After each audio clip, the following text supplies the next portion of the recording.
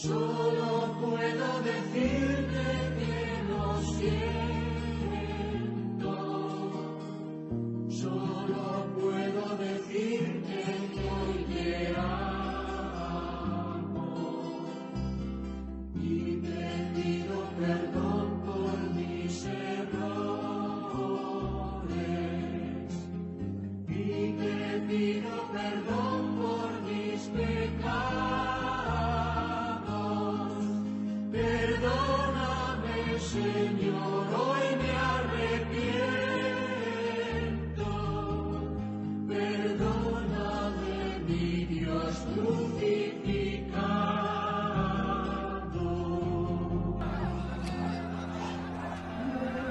Cargado de espinas tu cabeza.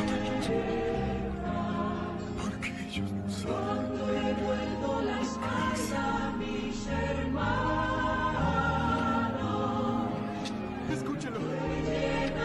Tu cuerpo de tormentos, cuando algún semejante despreciado y yo clavo en la cruz tus manos y tus pies, siempre que a mis amigos yo defraudo.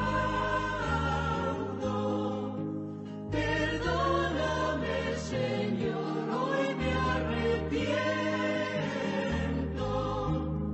Perdóname, mi Dios crucificado.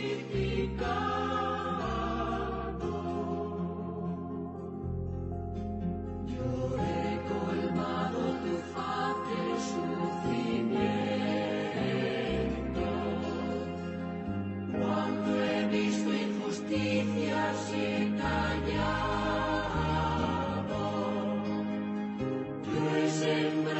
Tu alma de amargura, al fingir siempre ser un buen cristiano, yo atravieso tu pecho con la lanza,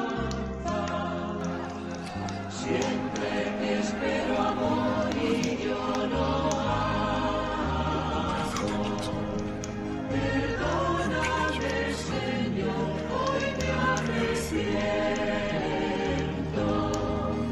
Perdóname, mi Dios crucificado.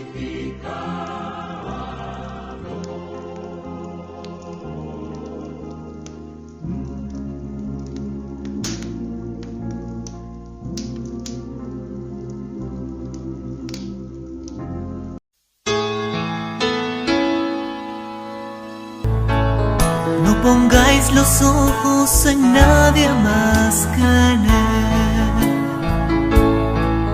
No pongáis los ojos en nadie más que en Él.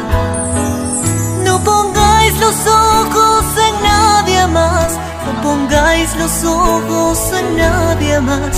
No pongáis los ojos en nadie más que en Él.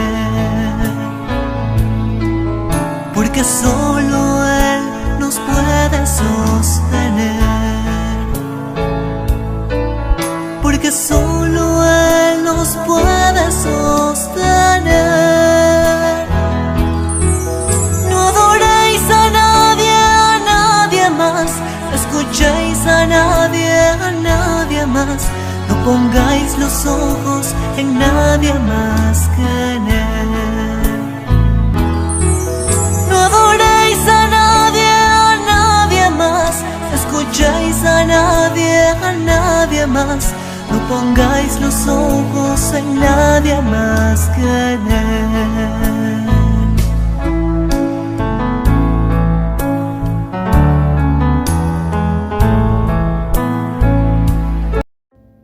Nuestro tema de hoy, partir el alma y el espíritu. Partir el alma y el espíritu. Hebreos 4:12 leemos: porque la palabra de Dios es viva y eficaz y más cortante que toda espada de dos filos, y penetra hasta partir el alma y el espíritu, las coyunturas y los tuétanos, y discierne los pensamientos y las intenciones del corazón. Empecemos, veamos una primera cosa.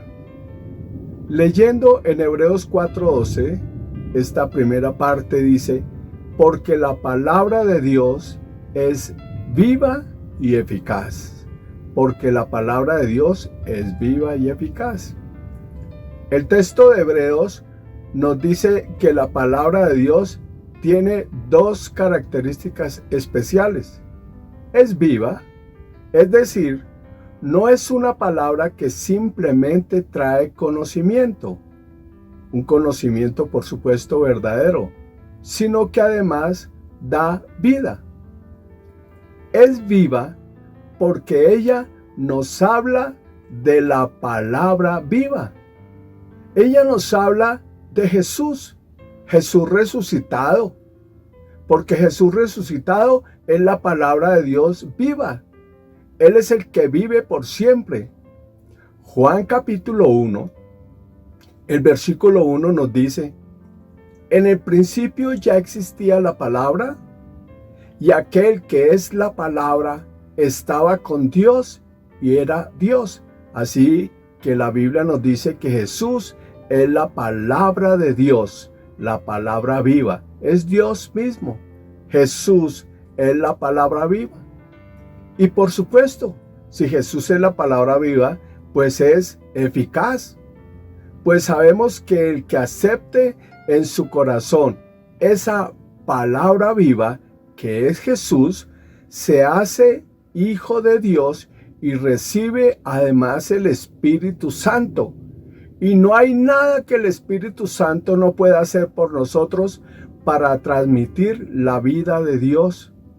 Esa es la palabra de Dios, que es Jesús, y es eficaz porque hace viva las cosas que Jesús alcanzó por nosotros en la cruz del Calvario. Si hablamos de la palabra escrita, la cual nos habla de la palabra viva, si hablamos de la Biblia, entonces tenemos en nuestras manos un libro totalmente confiable. El único libro confiable, el único libro inerrante que existe, es el único libro inerrante que existe en el mundo, la Biblia. Y la característica especial de la Biblia es que su autor es divino. No existe comparación con ningún otro libro de ideología religiosa. No existe en el mundo un libro comparable a la Biblia. Ella es única. Su autor, desde Génesis hasta Apocalipsis, es el Espíritu Santo. En 2 de Pedro 1:19 nos lo dice. Esto hace más seguro el mensaje de los profetas, el cual con toda razón toman ustedes en cuenta. Mire lo que dice: esto hace más seguro el mensaje de los profetas, el cual con toda razón toman ustedes en cuenta. Pues ese mensaje es como una lámpara que brilla en un lugar oscuro, hasta que el día amanezca y la estrella de la mañana salga para alumbrarles el corazón. Pero ante todo tengan esto presente, que ninguna profecía de la Escritura es algo que uno pueda interpretar según su propio parecer, porque los profetas nunca hablaron por iniciativa humana. Al contrario, eran hombres que hablaban de parte de Dios, dirigidos por el Espíritu Santo. Así que es muy claro que la Biblia no pudo ser escrita por hombres. Fue transcrita por hombres, pero quien puso cada palabra que debía estar ahí es el Espíritu Santo. Así que el autor de la Biblia es divino, es el Espíritu Santo. Una segunda cosa, ahí en el texto que estamos estudiando en Hebreos 4 dice, y más cortante que toda espada de dos filos, y penetra hasta partir el alma y el espíritu, las coyunturas y los tuétanos, y discierne los pensamientos y las intenciones del corazón. La Biblia es la espada de Dios, más afilada que cualquier espada que exista. Además, tiene el propósito de romper toda unión entre lo que le pertenece al espíritu y lo que le pertenece al alma. Jamás, escuche, jamás se podrán mezclar. No podremos nunca permitir esa mezcla. Esa es la función de la palabra del Señor. Separa los pensamientos producidos por esa mente vieja que tenemos, esa mente, el corazón del alma, la mente llena de información del pasado. La separa de las intenciones, los pensamientos del corazón nuevo, donde habita el Espíritu Santo, y cuyos pensamientos llenan el corazón del creyente. Allí, en el corazón nuevo, solo habitan los pensamientos del Espíritu Santo. Una tercera cosa. Así que es indispensable saber distinguir entre el alma y el espíritu, ya que ello concierne al crecimiento espiritual del creyente. ¿Cómo podrá buscar el creyente lo espiritual si ni siquiera sabe qué diferencia hay entre el espíritu y el alma? ¿Cómo podremos hacerlo? A menudo confundimos los impulsos del alma con lo espiritual, y así permanece por largo tiempo en la vida de la mente. Dirigidos por la mente y sin darnos cuenta, no buscamos entonces la vida espiritual. Entramos en una dependencia de lo almático, de aquello que es viejo todavía. Creemos que lo que viene a nuestra mente, eso es lo espiritual. Y por eso es que hay tanto enredo con la profecía, con los dones, con tantas cosas, porque muchas personas se dejan mover solo por la mente, el alma, los sueños de la mente y tantas cosas que rompen con la vida espiritual del creyente, porque tienen opacado en su vida al Espíritu Santo, los pensamientos del corazón producidos por el Espíritu Santo, los dones del Espíritu Santo. La palabra del Señor hace mención muchas veces de ciertos aspectos que pertenecen al espíritu y otros al alma. Por ejemplo, la Biblia se refiere a la tristeza del espíritu, pero también se refiere a la tristeza del alma. Y de igual manera lo podemos ver cuando habla del gozo del espíritu, pero también habla del gozo del alma. Viendo pues que como hay tristeza o gozo en el espíritu, igualmente en el alma, muchos llegan a la conclusión que tienen la misma fuente o que todo proviene del Señor. Esto es como decir, puesto que usted come y como yo también como, entonces usted debe ser yo. Pero Hebreos 4:12 nos dice que la palabra de Dios es viva y eficaz y más cortante que toda espada de dos filos y penetra, escuche bien, hasta partir el alma y el espíritu. Ese es nuestro triunfo, poder discernir de dónde vienen los pensamientos, las intenciones. Una cuarta cosa. La Escritura nos dice que cuando Dios creó al hombre, lo formó del polvo de la tierra y sopló en su nariz aliento de vida, y fue el hombre un ser viviente. Génesis 2:7 dice: entonces Jehová Dios formó al hombre del polvo de la tierra y sopló en su nariz aliento de vida, y fue el hombre un ser viviente. En la Reina Valera de versión 1909 nos aclara mejor este asunto.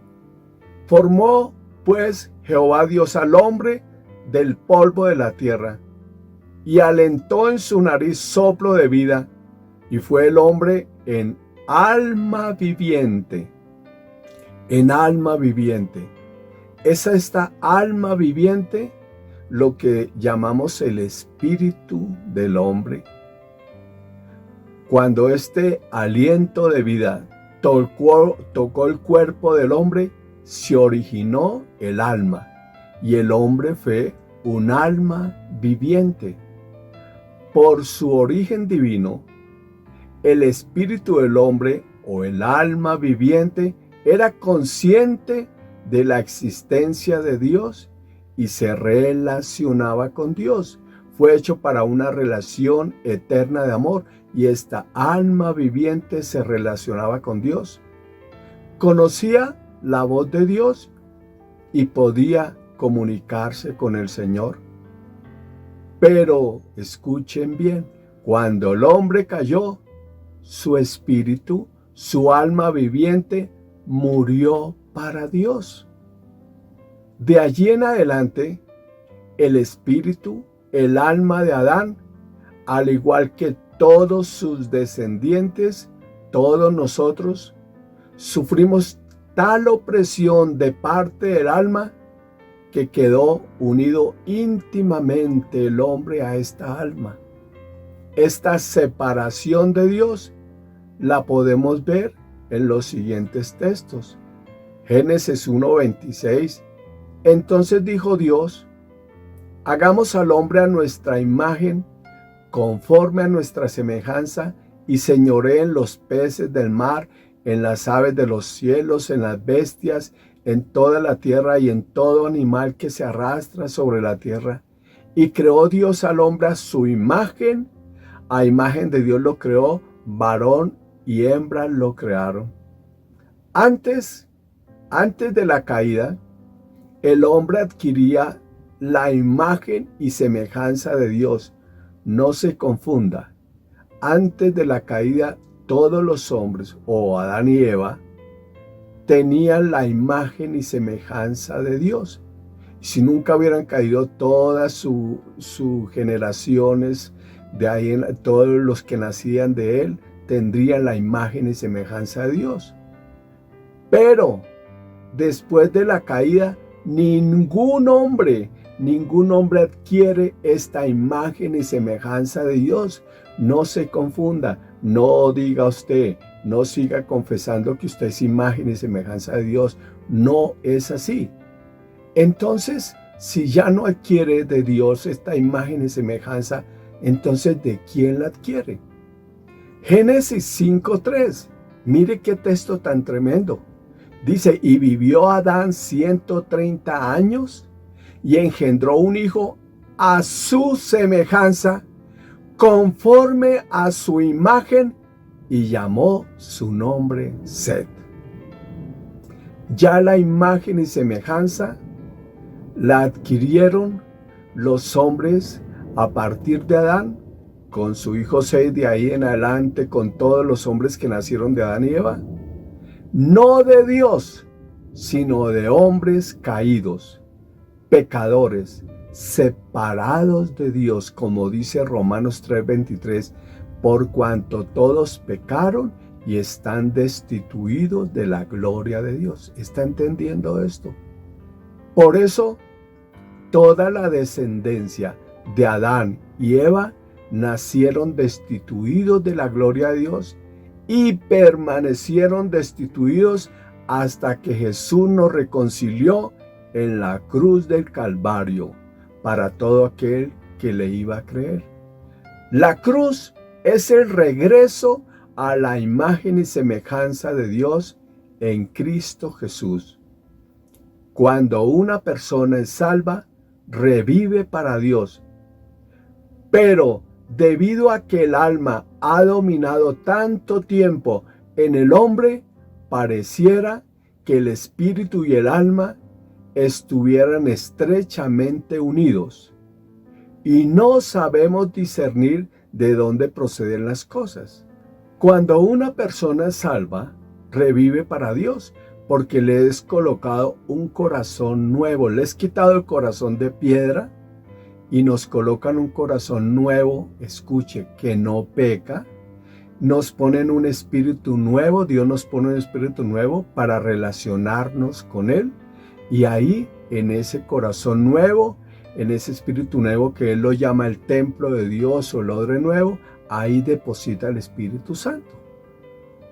Pero debido a que el alma ha dominado tanto tiempo en el hombre, pareciera que el espíritu y el alma estuvieran estrechamente unidos y no sabemos discernir de dónde proceden las cosas, porque además no lo profundizamos.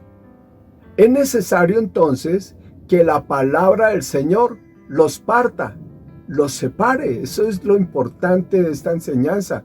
Y es lo importante de si queremos crecer espiritualmente, es importante permitir que la palabra del Señor parta esta unión. Una quinta cosa. Ahora debemos tener bien claro lo siguiente. Si bien las manifestaciones del alma y del espíritu se parecen, por ejemplo, como lo dijimos antes, gozo del espíritu y gozo del alma, tristeza del espíritu y tristeza del alma. Estos definitivamente pertenecen a dos reinos totalmente diferentes. Repito, pertenecen a dos reinos totalmente diferentes. A veces vamos a la iglesia, o a veces suceden unas cosas y nos sentimos tan gozosos, pero ¿cómo saber de dónde proviene? Cuando viene del Espíritu, ese gozo trae conversión, o esa tristeza trae conversión en el creyente. Cuando viene el alma, comúnmente son motivaciones externas, lloramos por un momento, nos reímos por un momento de gozo, pero no sucede nada en nuestra vida. Así que son dos cosas totalmente diferentes que pertenecen a dos reinos diferentes. Cuando usted siente gozo, por ejemplo, tal manifestación puede ser de su alma o de su espíritu. En uno o en otro caso es gozo, pero hay una diferencia en cuanto a su origen. Lo mismo ocurre cuando usted está triste. La tristeza es tristeza, pero puede venir de distintas fuentes. ¿De dónde viene? Esa es la pregunta que Dios mismo quiere hacerle. ¿Viene esa tristeza de su alma o de su espíritu? Veamos otro ejemplo. Un ejemplo que nos va aclarando esto. Cuando Dios le prometió un hijo a Abraham, este ya era anciano y al parecer Abraham no abrigaba muchas esperanzas. Así fue como, después de esperar largos años y sin haberse cumplido aún la promesa de Dios, Sara, su esposa, le propuso que tomara por mujer a Agar, la sierva egipcia que ella tenía. Abraham lo hizo así y tuvo con Agar a su hijo Ismael.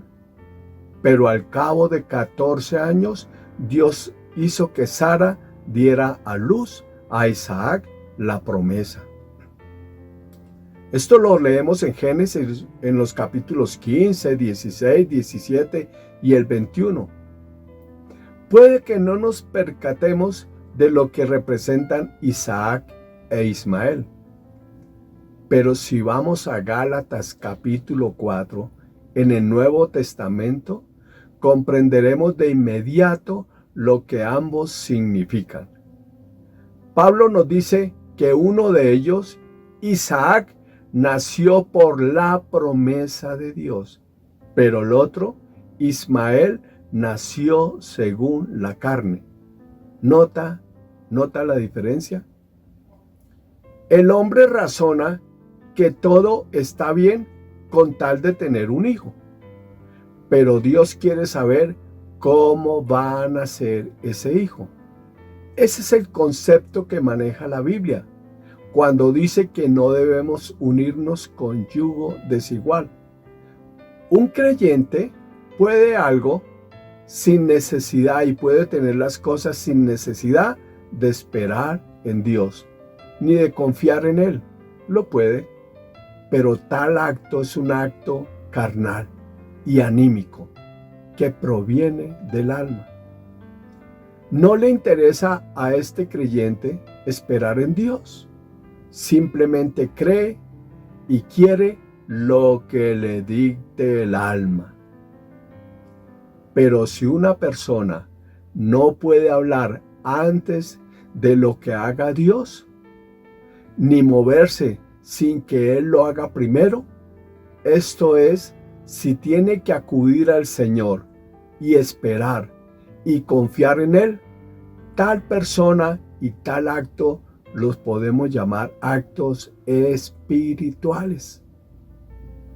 Preguntémonos entonces si todo lo que hacemos, lo hacemos en el Espíritu Santo. Verá usted que esta pregunta es muy importante. En estos días pude compartir con unas personas de otro país y se molestaron muchísimo porque ellos escribieron que tenían que ayudar a Dios, que tenían que trabajar junto con Dios. No hay tal cosa, no hay tal cosa. ¿Para qué usted trabaja junto con Dios si Dios puede obrar en su vida por dependencia suya? El peligro está en esta combinación con las cosas que provienen del alma y las cosas que provienen del espíritu. El alma tratando de ayudarle a Dios. Eso es como un dicho católico que dice, ayúdate que yo te ayudaré. Nunca vamos a poder entonces salir, tratar de ayudarle al perfecto, al que todo puede dirigir, sanar, transformar en nuestra vida, cuando yo no he podido ni siquiera con mi propia vida porque el alma ha sido mi enemiga. Pero usted, esta pregunta es muy importante. ¿Lo que estamos haciendo lo hacemos en el Espíritu Santo o en el alma? Con frecuencia no hay nada malo en lo que hacemos, es verdad, pero tenemos una gran aventura en adelante. Aprender a que todo provenga del Espíritu y no de la carne, porque todo lo que proviene del Espíritu es eterno, prevalece, restaura, convierte, sana. Y todo lo que proviene del alma es pasajero, efímero y muchas veces destructivo. Por muy insignificante que sea, vamos a aprender a caminar en el Espíritu y permitir que la palabra del Señor parta esa aparente unidad entre el alma y el Espíritu. La Biblia dice en 1 de Juan 2:6, escuche, el que dice que permanece en Él, debe andar como Él anduvo. Así que no debemos opinar. El opinar siempre tiende a invalidar la palabra del Señor. Es simple, hay que aceptar totalmente este texto. El cristianismo es simplemente la vida del Señor en nosotros, totalmente sumergidos en Él. El que dice que permanece en Él debe andar como Él anduvo. Si debemos caminar como Jesús caminó, entonces, en cuanto al tema de dividir el alma del espíritu, pues Él mismo es nuestro único ejemplo. De Él debemos aprender que es posible tal cosa. Juan 14:10, me fascina este texto. Estúdielo y verá cómo es posible. Juan 14:10, si Jesús caminó de esta manera, y el que dice que permanece en él debe andar como él anduvo, ¿qué dice Juan 14:10? Mire, ¿no crees que yo soy en el Padre? Está hablando el Señor Jesús. ¿No crees que yo soy en el Padre y el Padre en mí? Las palabras que yo os hablo, no las hablo por mi propia cuenta, sino que el Padre que mora en mí, Él hace las obras. Jesús, totalmente dependiente del Padre, totalmente dependiente del Espíritu Santo. Aunque era 100% hombre, era también 100% espíritu. Y sabemos que ese es el propósito del Padre con los creyentes, hacernos a la imagen de su Hijo Jesucristo. Debemos anhelar, vivir, caminar en este proceso de Dios y aprender a dividir el alma del espíritu. Porque es posible, Jesús lo dijo. Vamos a una sexta cosa. Entonces existen dos maneras de empezar a desarrollar esto de depender del espíritu y apagar la carne, de que sean partido el alma y el espíritu. Existen dos maneras para empezar. La primera es permitir que la palabra de Dios desplace los pensamientos del alma. Tenemos un alma cargada de información, un alma cargada de pecados, la mente es el corazón del alma. Y tenemos esta mente que nos obstruye, esta mente que nos lleva por caminos difíciles y complicados, esta mente que nos hace dudar, esta mente que nos hace pecar, una mente llena de lascivia, de lujuria. Bueno, hay una buena manera de permitir que esos pensamientos sean detenidos, sean desplazados. La lectura continua de la palabra del Señor, la meditación de la palabra de Dios. Cuando usted se mete en el Evangelio, Cristo, crucifixión, muerte, sepultura, resurrección y lugares celestiales, y usted medita, se mete ahí, algo increíble va haciendo el Espíritu Santo. Va haciendo que el alma se vaya apagando, esos pensamientos se lo empieza a recordar, a afianzarlos en nuestra cabeza, lo afianza en nuestra cabeza y empieza a desplazar todo lo del alma.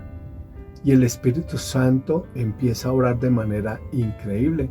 Entonces, las palabras del Señor tomarán el lugar que le corresponde y el mismo Espíritu se encargará de recordarnos todo el tiempo esa palabra, todo el tiempo esa palabra. Mire lo que dice Romanos, el capítulo 12, desde el versículo 1. Por tanto, hermanos míos, les ruego por la misericordia de Dios que se presenten ustedes mismos como ofrenda viva, santa y agradable a Dios. Este es el verdadero culto que deben ofrecer. Mire lo que dice el versículo 2. No vivan ya según los criterios del tiempo presente. No vivan ya según los criterios del tiempo presente. Al contrario, cambien su manera de pensar. Cambien su manera de pensar para que así cambie su manera de vivir. Mire qué cosa tan extraordinaria. Si yo cambio mi manera de pensar, voy a cambiar mi manera de vivir. Y lleguen a conocer la voluntad de Dios, es decir, lo que es bueno, lo que es grato, lo que es perfecto. Y Hebreos 12:2, mire, puesto los ojos en Jesús, el autor y consumador de la fe, el cual por el gozo puesto delante él sufrió la cruz, menospreciando lo oprobio, y se sentó a la diestra del trono de Dios.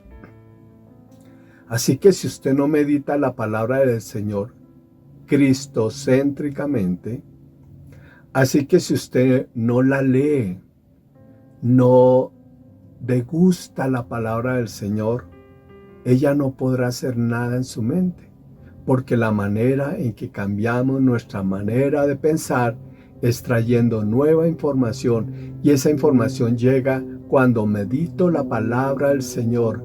Cuando me alimento de ella, el Espíritu Santo mismo se encarga de afianzarla en ella, de meterla en la cabeza, de desplazar los pensamientos del alma, y vive recordándomela. Y cuando cambia mi manera de pensar, cambia mi manera de vivir. Paso del andar por vista al andar por fe. Me levanto en una fe tremenda y transforma todo lo que hago y que vivo. No importa las circunstancias, no importa las personas que me rodeen o los lugares donde me encuentre. Si domina el espíritu y la mente está dominada, entonces todo va a cambiar. Pero si no me lleno de la palabra del Señor, el alma va a dominar, y entonces las circunstancias, los lugares donde me encuentre, las personas que me rodeen me van a afectar muchísimo, y voy a confundir las cosas de Dios. La segunda cosa para comenzar, y que debe permanecer siempre, es permitir que la dependencia del Espíritu Santo sea continua en nuestro ser. Es lo más importante, incluyendo el primer punto, porque depende del Espíritu Santo. Cuando yo me meto en la palabra, Él es el que la va a afianzar. Pero debo entrar en dependencia de una persona viva, una persona que vive en nosotros, el Espíritu Santo. Entonces, una primera cosa, la leer y meditar la palabra del Señor, el Espíritu Santo tomará control y nos recordará todas las cosas.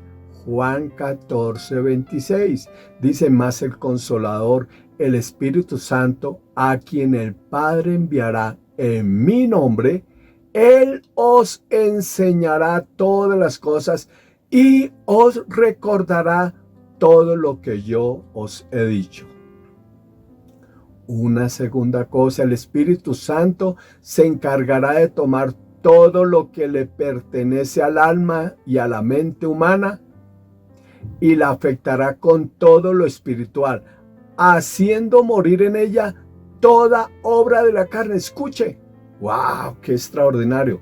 Mire lo que nos dice la palabra del Señor. Por eso la palabra del Señor es viva y eficaz, porque nos habla de seres vivos que viven en nosotros. Y entonces mire, cuando yo me lleno de la palabra del Señor y cuando dependo del Espíritu Santo, empieza a hacer morir las obras de la carne.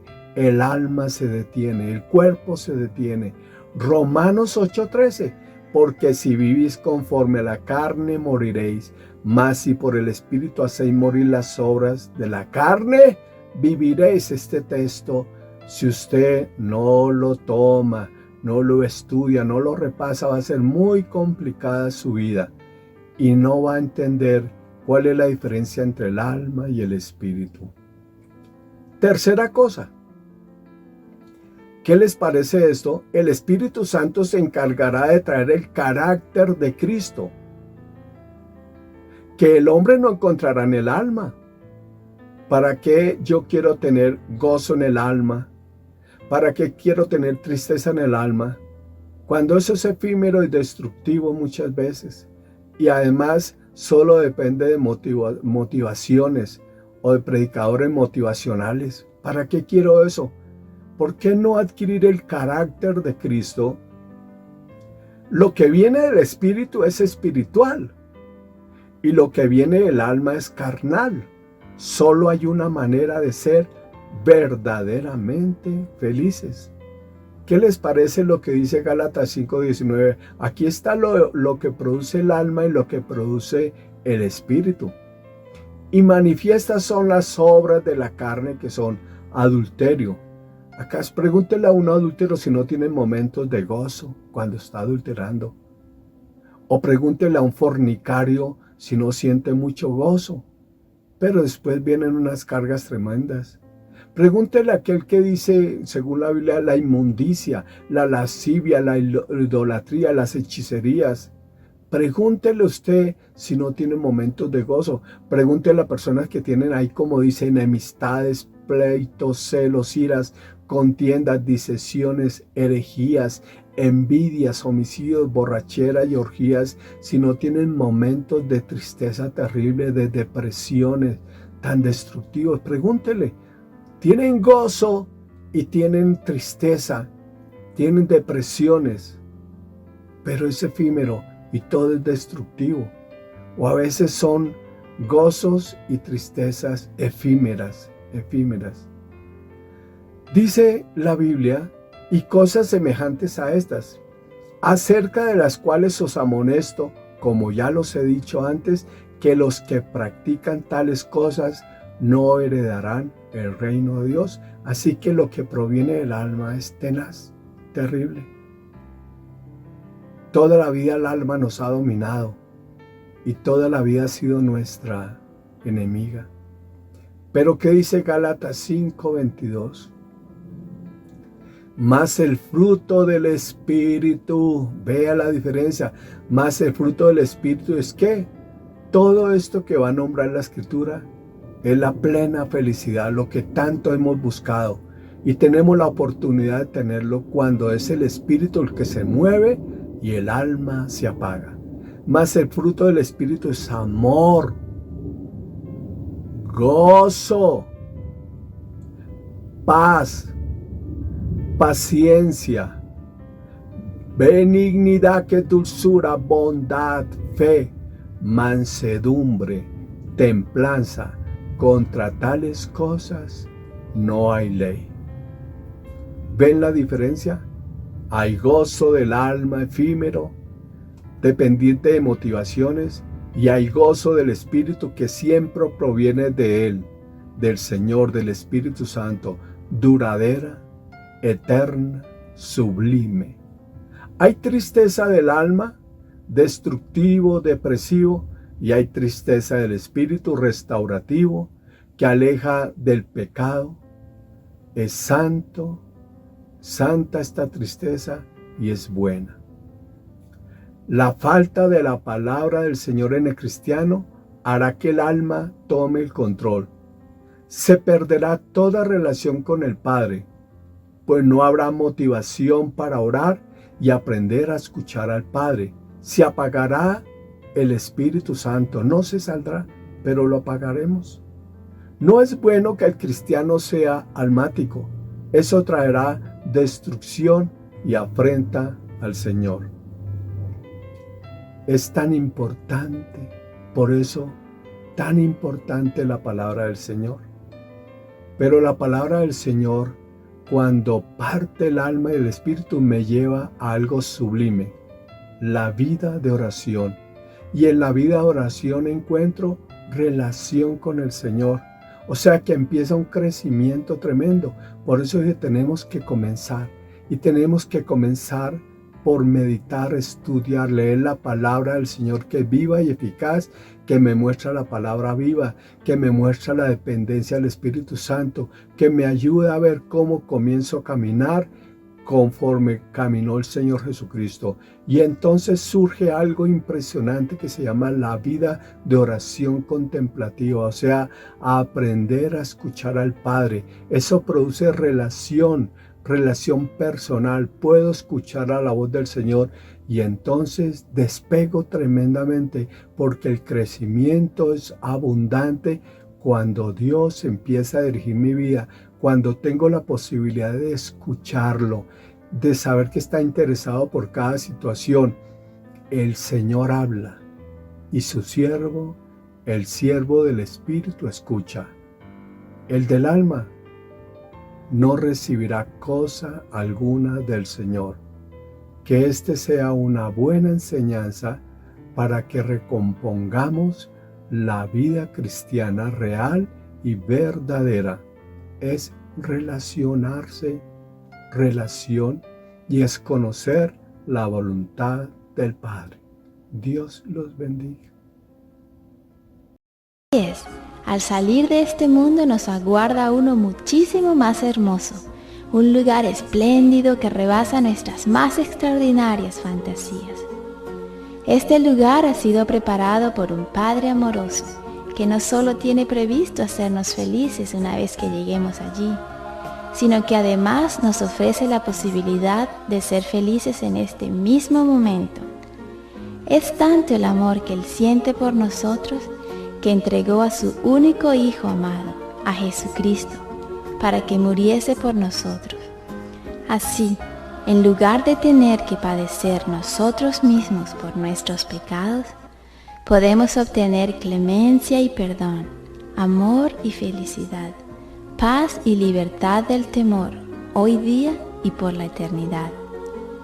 Este hermoso mundo puede nacer para ti en este instante, si tan solo abres la puerta de tu corazón y recibes su gran amor. Dile: Jesús, quisiera formar parte de este maravilloso mundo de amor, desde este momento y para siempre. Te ruego que perdones mi egoísmo y mi falta de amor. Por favor, entra en mi corazón y lléname de tu amor hasta rebosar.